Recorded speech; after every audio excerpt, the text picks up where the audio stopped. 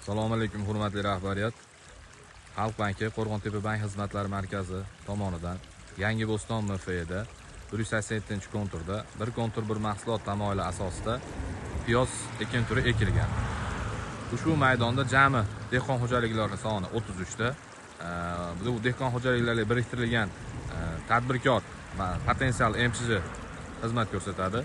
Hozirgi kunda ushbu piyoz ekin turini mineral o'g'itlash hamda sug'orish ishlari mana amalga oshirib kelinmoqda. Bu yerda ham 187-konturda ham ertaki hamda mana bu tomonimizda bor kechki piyoz turlari ekilgan.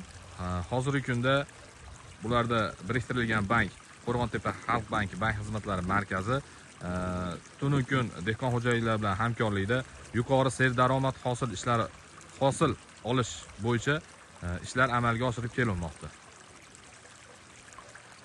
Jami yer maydoni 5 gektar, kontur raqami 187.